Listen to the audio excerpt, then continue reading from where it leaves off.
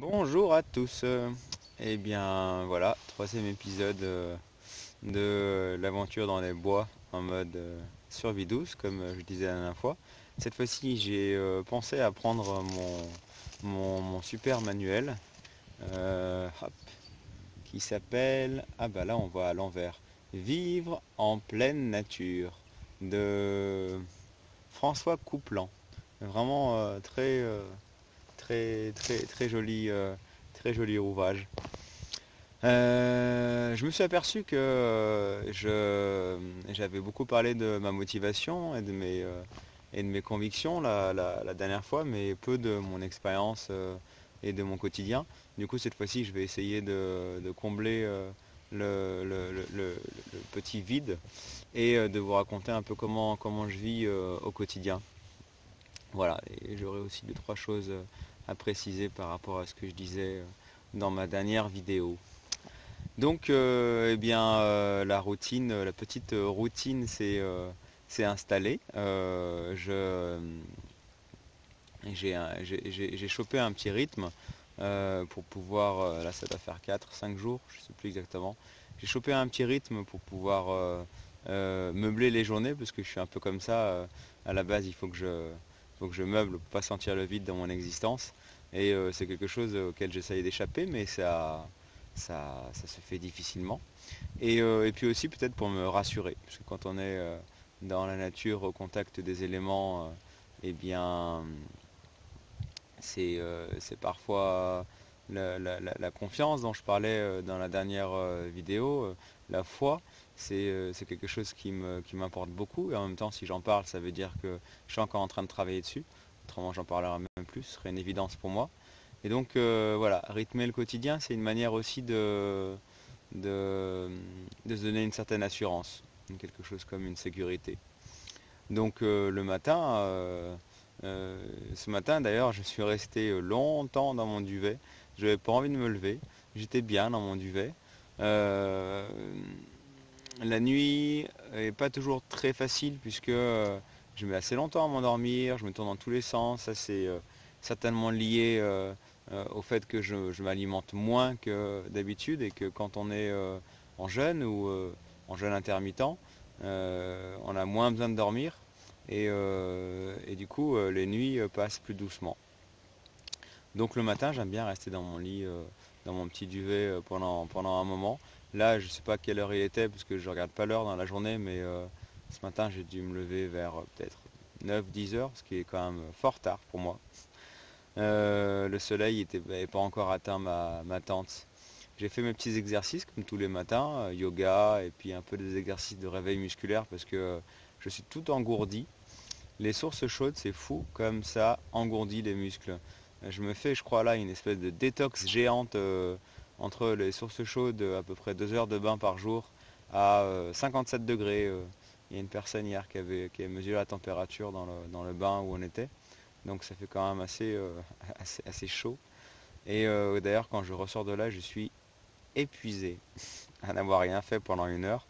C'est épuisant les sources chaudes. Il y a aussi les vapeurs de soufre. Il y a tout un tas de choses qui sont très bonnes, hein, a priori pour le corps. C'est c'est ce que font c'est la thalassothérapie. Il y a les bains Saint-Thomas qui sont pas très loin, juste à Prat-Balaguer, et qui sont eux payants. Et là, il y a la même chose dans la nature. Tout ça pour dire que je me suis fait un petit réveil musculaire avec une petite tisane pour pouvoir me réveiller. Le rituel que je pratique aussi tous les matins maintenant depuis une petite semaine, c'est de boire une petite partie de mon urine. Oui, vous avez bien entendu. C'est ce qu'on peut appeler l'urinothérapie, bien que j'aime pas trop ce terme. Mais c'est une bonne source de vitamines, de protéines et de plein d'autres bonnes choses qui sont dans les résidus du sang filtré par les reins. Et je vous conseille d'aller vous renseigner sur internet si vous doutez de cela. Je vais pas m'apesantir sur le sujet. Mais voilà, par contre, il faut bien boire avant et après, avant pour pouvoir diluer un petit peu l'urine dans les reins et puis aussi on va se donner envie de faire pipi. Et puis ensuite, c'est pour pouvoir pareil, diluer un petit peu et pas... Parce que l'urine est assez, contient aussi des toxiques et assez acide. Donc voilà, une bonne gorgée ou deux d'eau avant et après. Petite tisane, réveil musculaire et hop, on file au bain pendant 1 heure là. Ce matin, j'y ai pas loupé. Et bon bah c'est toujours aussi agréable de se plonger dans l'eau bouillante, puisqu'il y a en fait 5-6 bassins qui sont tout au long de la pente. La source coule à 70 degrés, c'est méga chaud, c'est pas possible de laisser la main trop longtemps dedans. Et elle dévale le long de la pente à un sacré débit. Un peu plus bas, il y a une première baignoire à plus de 60 degrés. Donc celle-là, on y va à 5 minutes et après on est bouilli comme une écrevisse. Une deuxième baignoire à 55 environ, 57. Puis une troisième en dessous, et encore une quatrième, et une cinquième, et une sixième. Et peut-être même une septième et une huitième qui sont à 30-40 degrés, beaucoup plus bas. Donc on peut choisir sa température, c'est excellent.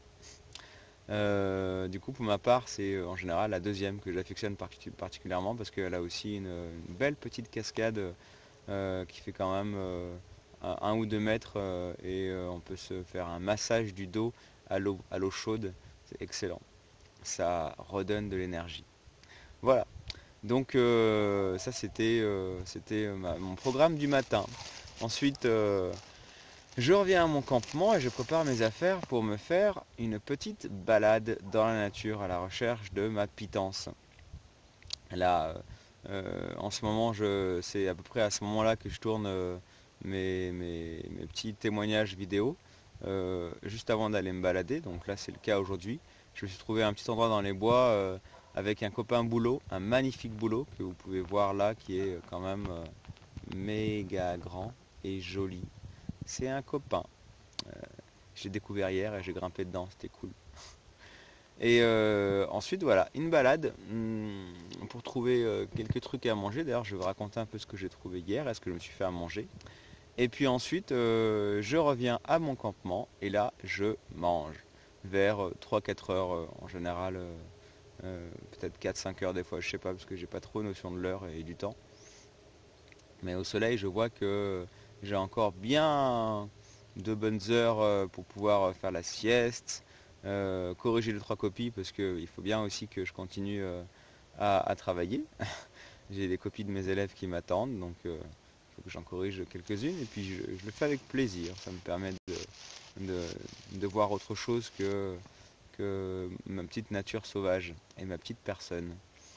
Voilà, et ensuite quand le soleil commence à baisser et que je commence à avoir à nouveau froid, eh bien je vais à nouveau, donc là c'est le soir en général, me baigner encore au moins 1 heure dans les sources, donc c'est 1 heure le matin, 1 heure le soir.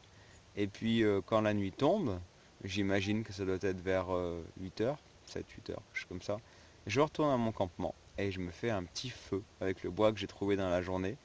Un petit feu de camp pour pouvoir méditer devant le feu, c'est ce que j'adore le plus. J'ai absolument pas froid, il y a la nuit étoilée au-dessus de moi, toutes les étoiles, on voit aucune lumière autour de moi. C'est assez magique quand même, dans la nature. Un petit feu et ensuite au dodo dans la tente. Voilà, en général j'écoute 3-4 morceaux de musique parmi mes morceaux préférés, bien blotti dans mon duvet.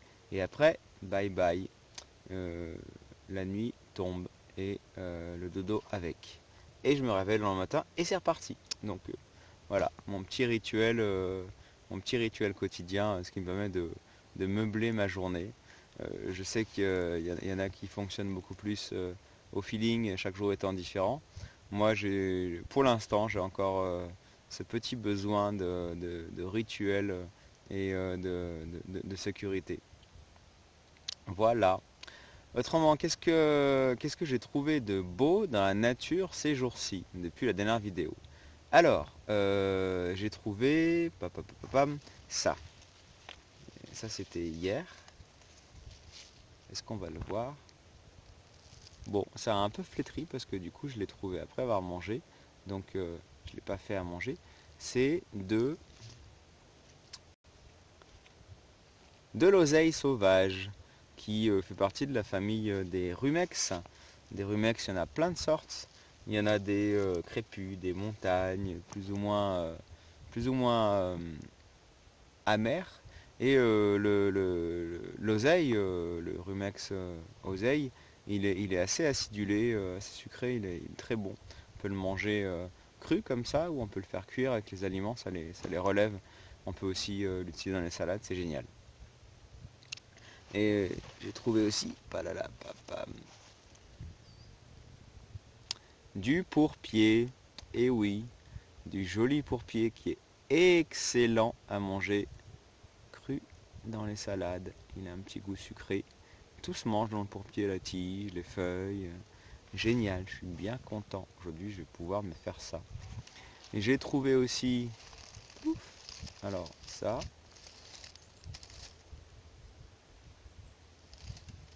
c'est une grande plante. Alors j'en ai trouvé un champ, je suis tombé par hasard dessus. C'est de l'amarante. Ça ressemble pas mal au kénopode, notamment au kénopode blanc. Parce que quand c'est en graines, le kénopode c'est quasiment pareil, les graines sont quasiment les mêmes, mais c'est les feuilles qui changent. Les feuilles du kénopode, comme son nom l'indique, en latin,